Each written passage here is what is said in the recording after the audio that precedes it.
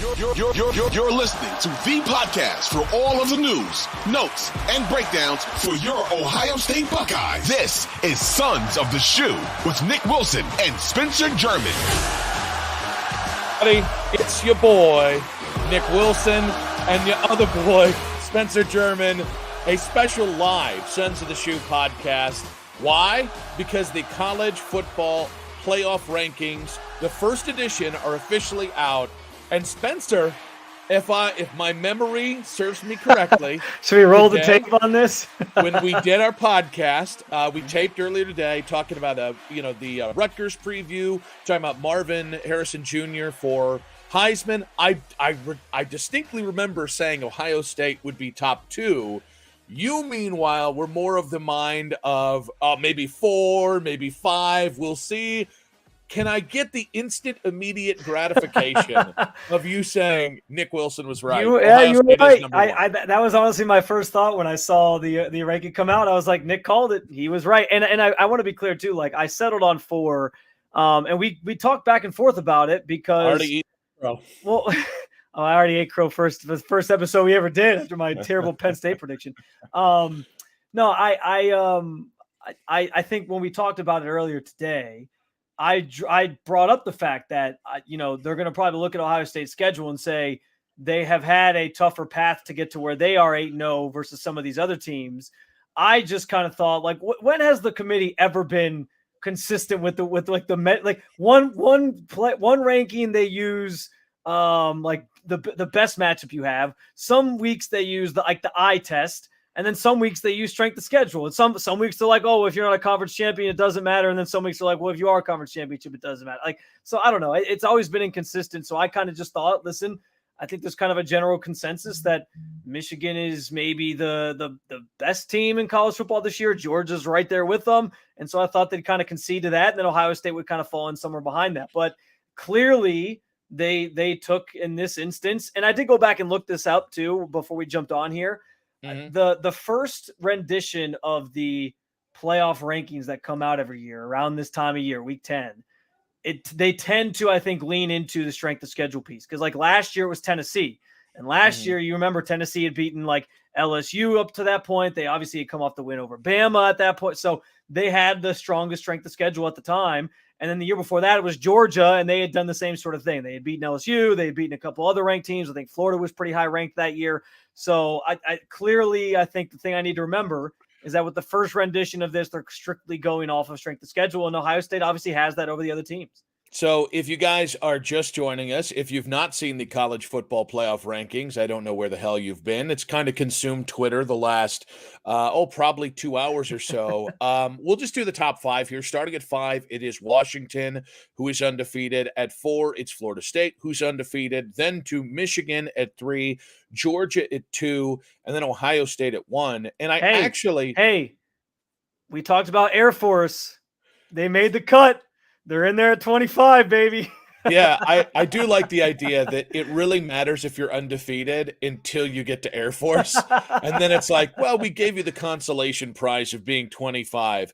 Like when you're behind Tulane, Kansas State, Oklahoma State, and Kansas, like that's basically the double deuces to Air Force and all the hard work they've done. So I did want to get this out. I think there's a fundamental misunderstanding about the job that the committee is to do early in this process, because when they've come out and they've either rested on, there have been times where Georgia's number 1 because they were the team that won the national, or Bama's been number 1, or whoever won the national title was just kind of the presumptive one.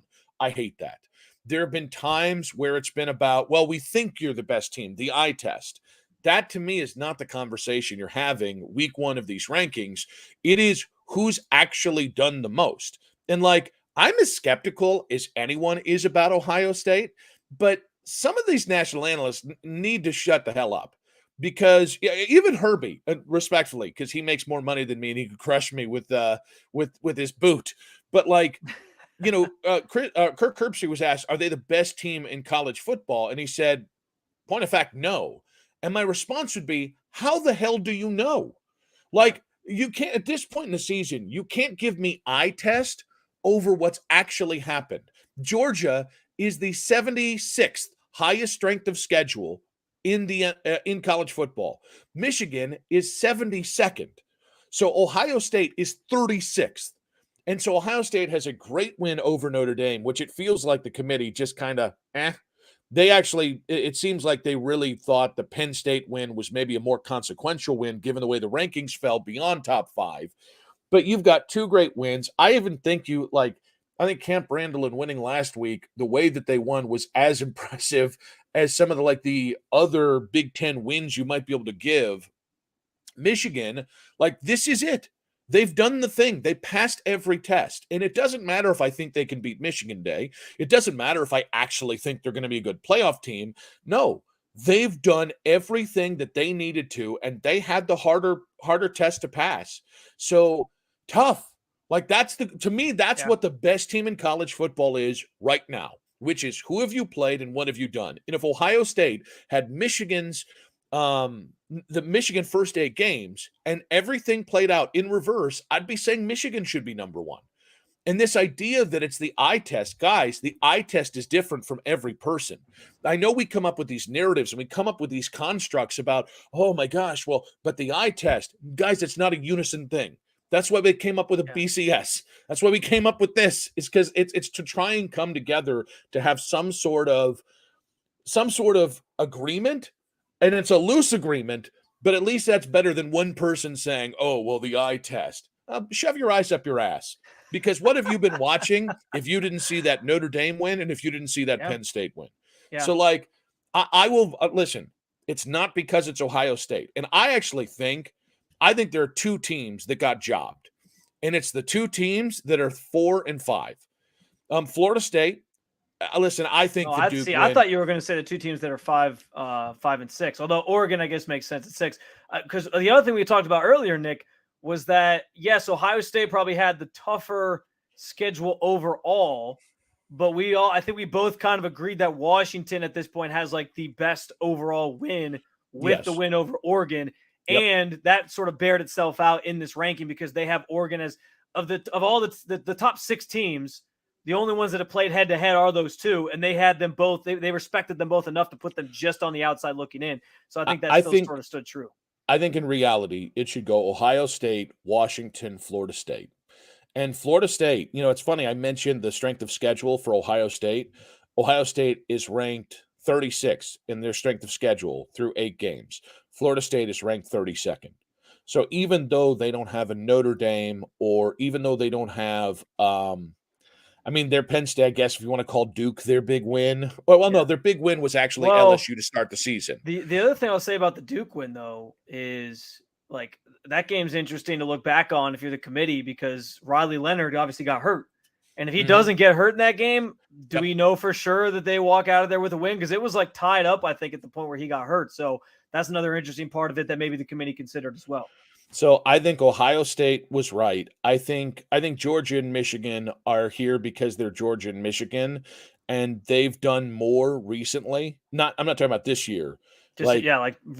Recent history. Yeah, I don't know why the committee is so reticent to say, well, you haven't played enough people this year, and even though your strength of your victory, your margin of victory is more impressive, you haven't played diddly squat.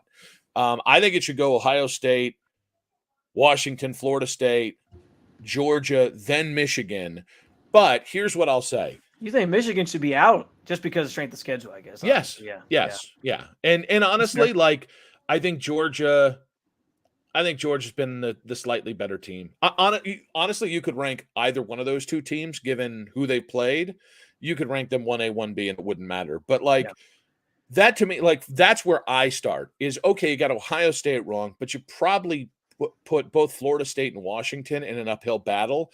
And now it becomes, what do those 2 schools have to do to either leapfrog if everybody remains unbeaten, which is not going to happen because Michigan and Ohio State play each other, but what do they have to do to be one of the Final 4? Because it does feel like if you play in the ACC, the Big 12, or the Pac-12, you are constantly going to be held back at the whims of the Big Ten and the SEC. And I agree that most years that should be the case, not with this year's Pac-12.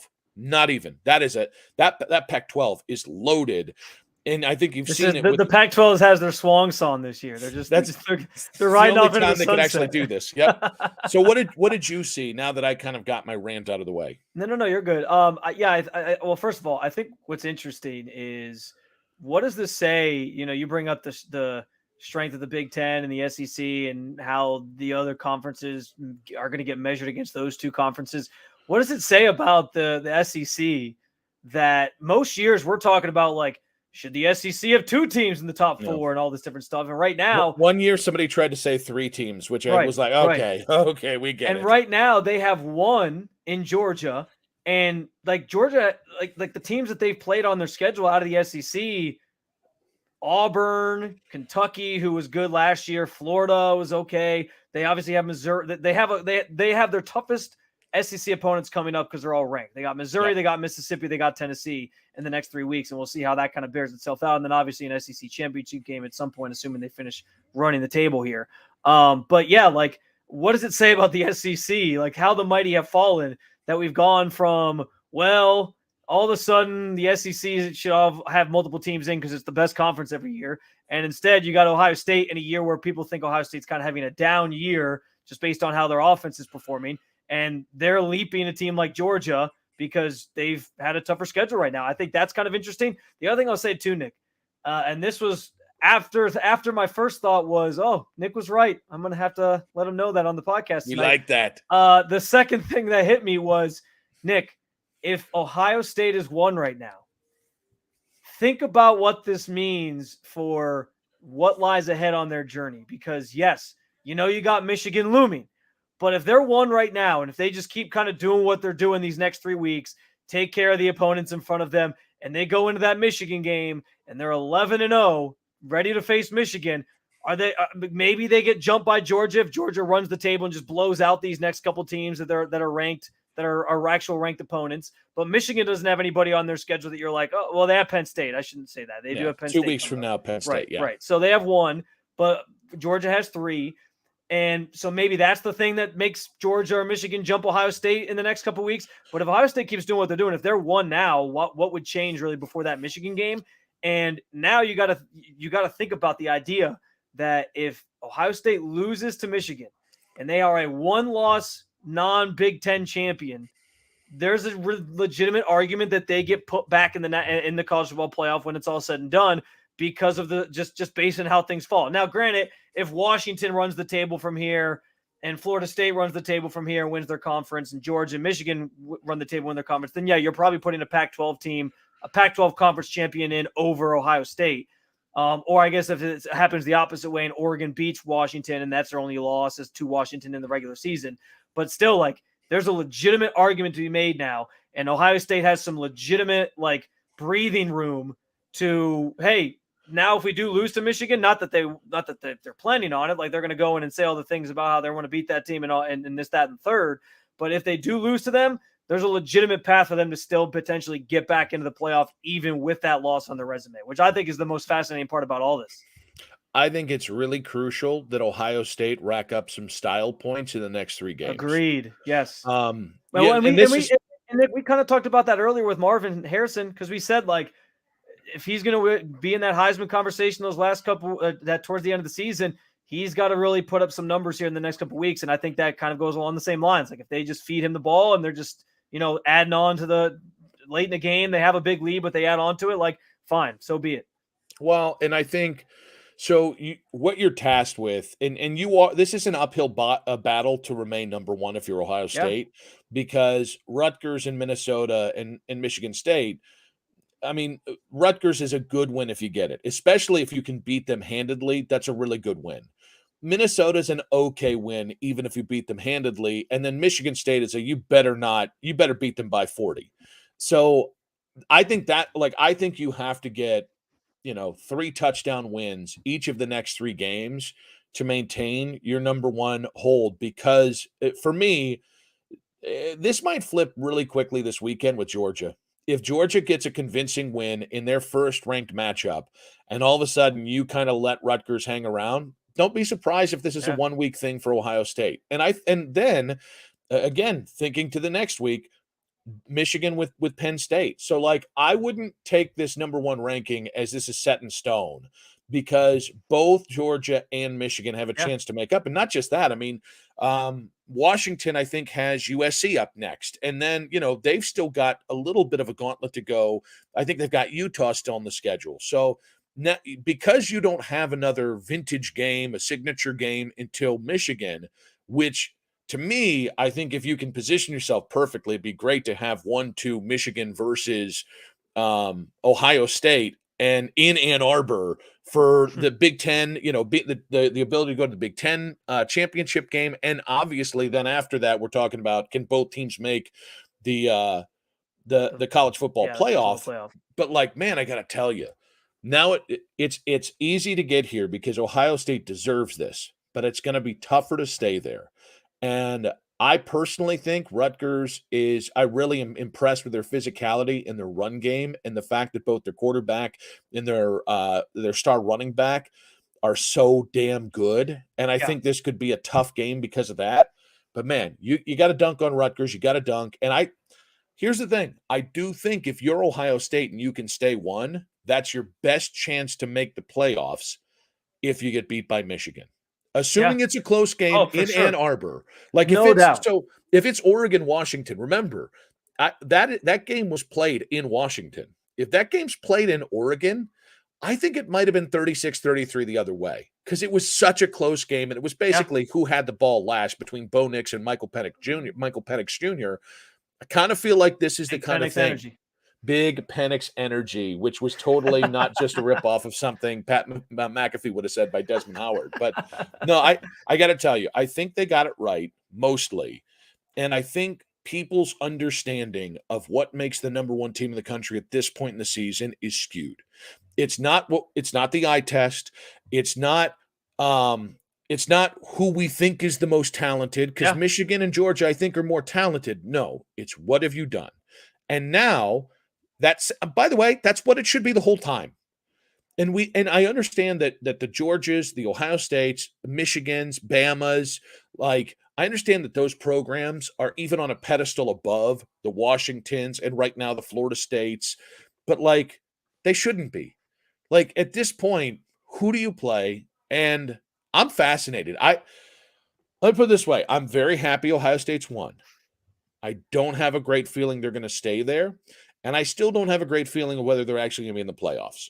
Yeah, I know. I 100% agree. But I do think, to your point, being number 1, this is the best case scenario for them to get in because now, like we said, they've created, they earned this, they deserve this, so they created it for themselves. But this now gives them the opportunity where it's like, okay, if you can take care of business against these next couple teams, and if you win convincingly in these next couple weeks, then maybe you do stay at 1 or you stay at 2. And then that sets the stage for that Michigan game where if you can hang with them and keep it close, then like maybe you don't fall as far as you think. And there's a chance for you to backdoor your way back into the playoff, which by the way is what they did last year. And then they nearly knocked off Georgia. So who knows? The other thing I'll say, Nick, too, from like just a motivational standpoint or like a mental standpoint with this ranking, most years the team that's number 1, they're going to obviously like walk around and puff out their chest and be like, oh, of course we're number 1. Like we're the best team. But what's interesting, because you bring up guys like Herbie and other pundits who are like, well, they don't deserve to be number 1. I think that you talk about they need to stay 1 and, how they have to now maintain that and prove that they earned it. I think that, again, just in the ilk of this Ohio State team all year, which has just been scrappy, scratch and claw your way to win. It's not the prettiest. It's not the Ohio State we're used to where they're putting up a ton of points. I think that they already kind of have that mentality that people don't think they're very good. People are going to count them out. And so they use that as motivation. And I actually think that this is a rare instance where being number 1 is actually going to serve a purpose for Ohio State to like motivate themselves because everyone's saying they don't deserve it. So I think that it's going to be a different style of number 1 where it's less of like, oh, like we're timid and we got to try to protect. We got to try to stay number 1 now that we're top dog and we got to try to block out the noise. I think it's going to be kind of the reverse effect, which is, let's let all that noise in. Let's listen to what all these people are saying. They're saying we don't deserve to be number 1. And then they're going to use that down the stretch. And I know that stuff is like sort of, silly and cliche, the bulletin board material. But I also know, Nick, like everybody is looking for something to give themselves an edge. We see this across sports. It's the Jordan mentality. It's the Mamba mentality. And all these other athletes talk about how they have that same sort of thing. And I think it applies here as well. Like, I think these Ohio State players will use what's being said about them tonight and throughout the week and however long they stay in the number one spot to their advantage, and it'll motivate them. I really do. Two other quick observations. One, Oklahoma being ranked behind Texas. It really feels like the committee punished Oklahoma for losing to Kansas. Texas obviously obliterated Kansas when they had played earlier this season. Yeah. I'm sorry, head-to-head should matter in this. Oklahoma beat Texas. That should matter more than who one team lost to and the other team won against. So that was one. And I'll be honest with you, I think I really struggled with who should be the first two-loss team ranked, and it was LSU at 14 and Notre Dame at 15. Yeah, it was those two back-to-back, yeah. And I really struggled with that because I actually think LSU should be a one-loss team. I think they're a lot better than they've played outside of, Well, you play Florida State week one, and that's tough. Like week one, you're still figuring a lot of things out. So, but that's part of it. I don't know they got it right. I don't know they got it wrong. But I think LSU and Notre Dame, if both teams can remain with just two losses, I think they are going to eventually creep into the top 10 as other teams start to pick up that second loss. And to this point, if you ask me who's the better team, I would think it's LSU. But man, I got to tell you, Notre Dame should not be a two-loss team. I don't care. If they put 11 players on the field on defense, they might not be.